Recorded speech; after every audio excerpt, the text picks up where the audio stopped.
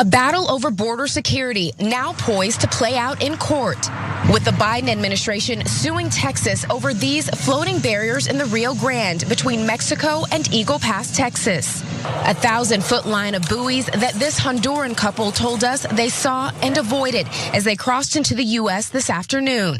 She's 8 months pregnant. Why did you decide to come to the U.S.? Because my brother was killed in Honduras, he told us. The Biden administration's Department of Justice is now suing the state of Texas over their spike-wrapped buoys. And of course, these are the buoys that Greg Abbott, the governor of Texas, has decided to place in the middle of the Rio Grande to deter migrants from coming to the United States. Now, Abbott's opponents say that the treatment of these migrants is cruel and inhumane. So let's get to the details on what this lawsuit entails. Now, the barrier, which we have covered on the show prior to this, is about 4 feet tall and movable so that it can be deployed strategically in migrant crossing hotspots. Webbing is also attached to the barrier underwater to make it difficult to swim below. And as a result of that, some migrants have drowned because they tried to avoid those buoys. They tried to avoid the spike-wrapped barriers. And in doing so, they end up in deeper parts of the water. And some of these migrants have drowned as a result. So, by the way, over the years, hundreds of people attempting to reach the US through these fast-flowing waters have also drowned, so that's another thing to keep in mind. Now, on September 1st last year, 13 migrants drowned there. Earlier in 2022, authorities had recovered 12 bodies from the river in a single day. So we're literally talking about people dying here. Now, on the first day of this month, authorities recovered the bodies of a Guatemalan woman and her infant daughter. She tried to, swim around the spike-wrapped buoys and drowned as a result, and so did one of her children. She was present with 2 children, and it's still unclear what happened to her second child. Now, I'm gonna get to the details about the lawsuit and what the grounds are for the lawsuit in just a moment, but Cenk, do you wanna jump in? Yeah, so there's 2 different issues here. One is the federal and state issue. The federal government says there's laws on the books saying you cannot do something in these rivers that are maintained by the federal government without getting approval. And so that's very important. But like, as what I always tell you guys, be careful. So whatever the red states can do and cannot do also applies to the blue states when there's a Republican president. So there's a lot of things I would want the blue states to do that the federal government might not agree to if Trump is in charge, right? So that one's a little bit of a mixed bag, but I think the Biden administration is on solid legal grounding. And then there's the humanitarian issue of what should you do here. And to me, that's also a little bit of a mixed bag, and maybe that might be surprising, but we talked about the wires before, the barbed wires, totally unacceptable. No way that I think that's just so inhumane. And by the way, people that are on the ground, ranchers, farmers, etc., people that are near their properties abut the river, etc., a lot of them are saying, and they're Republicans, and they're saying, no, don't do the wires. I don't want the wires. It's too much. The buoys, on the other hand, well, a buoy, a wall, yes, it's got issues, but it's not, alligators and snakes and that Trump was talking about. It's not electric fences, it's not barbed wire. Buoys and walls are historically what are used for borders, but you've got to get the federal permission. So I think that one's a little bit more complicated. So let me give you the statements coming from the Biden administration. So a Biden administration official, according to CBS News, said the floating barriers have interfered with Border Patrol efforts to patrol the river and process migrants who reach US soil. In 1 week, the official added, Border Patrol encountered dozens of injured or drowned migrants, including babies. So let's get to what the Justice Department lawsuit actually entails and argues. The lawsuit, which has been filed in the US District Court in the Western District of Texas, the department alleges that Texas and Abbott violated the Rivers and Harbors Appropriation Act by building a structure in US water without permission from the United States Army Corps of Engineers. So that's the main argument here, right? That the federal government controls those waters, and without permission, Texas decided to implement these barriers, and they just can't do that. Now, the act also prohibits the placement of structures and waterways without federal approval. And Abbott claimed, without really explaining why, that the statute doesn't apply in this particular situation. But you got to explain why. You can't just say it and allow that to stand without any further explanation as to why you believe that. Well, he is a Republican. That is their usual routine these days. Nah, I don't need any stinking evidence. Well, bad news for you, you're going to court and you said you can't wait to go to court. You're gonna need evidence in court. So you better have your your side prepared. So right now, it looks like the Biden administration is in better shape when it comes to the issue of federal versus state.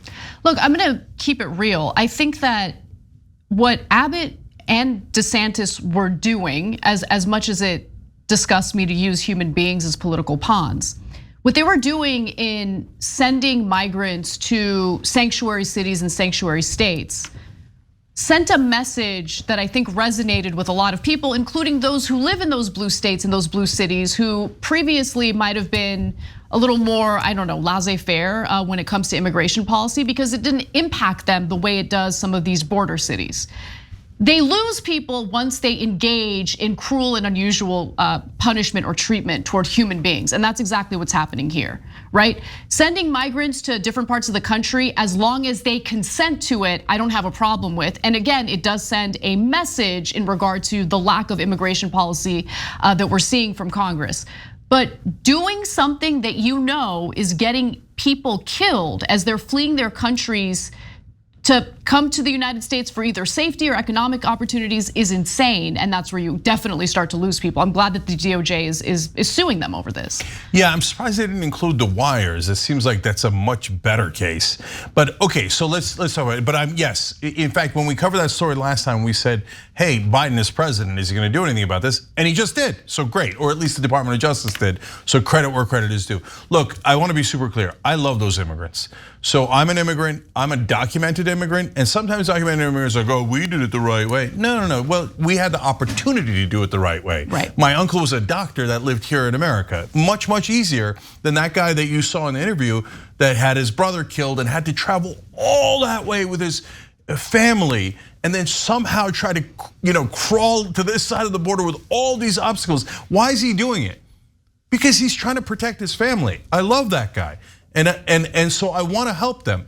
Now at the same time, everybody gets to put up borders, right? So like for example, walls are not great. We on the left don't want as many walls, right? But walls do exist. They are fairly common. Fences are fairly common in borders, right? And so you could make the argument, well, if you have a wall or fence, people could try to climb it. They could fall down, and they probably do. And some people die that way. Does that mean we should never have a wall or a fence? Some on the left would say yes, and I think a lot of people probably would say no. So the question is, where's the line? For most decent human beings, barbed wire is nowhere near the line, right? But buoys, I think, are near the line. Then you need facts. I'm not saying I agree with the buoys. What I'm saying is, if they show, like, hey, with walls, actually almost no one dies. They don't really try to climb it. But with buoys, they do actually try to cross, and you get drownings all the time. Then I say, no, I hate the buoys, right. Get them out, right? But if almost no one drowns and you're just putting a barrier there that doesn't hurt human beings but prevents them from crossing, as much as I'm rooting for those guys and I love those guys, I get that a country can vote to say we're protecting our border and we're going to put some obstacle there. Yeah, look, I think the biggest issue impacting immigration in America right now is the inaction that we're seeing from Congress. The inability, like their dysfunction and their inability to pass any reform or any legislation necessary to deal with, sporadic influxes at the border. We have to have the resources in place to process people, the resources in place to deal with it, but we don't. And so, if you leave it up to the states, like Texas especially, to make these decisions in lieu of federal policy and federal immigration reform, you're gonna end up with gross policies like the spiked barriers, and in this case, with this specific lawsuit, the buoys meant to serve as like an obstacle for people to come in. So Anyway, I do want to end with Abbott's response to this lawsuit because he remains defiant to say the least. He says, Texas will see you in court, Mr. President. If you truly care about human life, you must begin enforcing federal immigration laws. Texas will fully utilize its constitutional authority to deal with the crisis you have caused. Arguing that Biden caused the crisis, let's just keep it real, is ridiculous. I mean, totally how exactly did Biden cause the crisis? If I recall correctly, during the Trump administration, there was like a months-long, narrative about the migrant caravan coming to the border. Was that Trump's fault? Was it Trump's failed immigration policies that persuaded migrants to come to the border? Not only are Trump and Biden's numbers very similar, but there's actually been a lull recently in immigration, partly because the economy is improving in Central America. There's so many other factors in real people's lives. Violence is going down a little bit in Latin America. That is helping so that more people are not forced to flee. Remember, the trek to America is incredibly dangerous. They're not gonna do that willy-nilly. They're only doing it if they feel like they're desperate and absolutely need to protect their family and to provide for their family. So actually, the number of crossings have gone down considerably now. Do you get that sense if you watch right-wing media? No, of course not. They're all like, when Trump's in charge, it's record lows. That's not true. When Biden is in charge, they're like record highs. That's not true. It's just not true, and they keep saying it no matter what.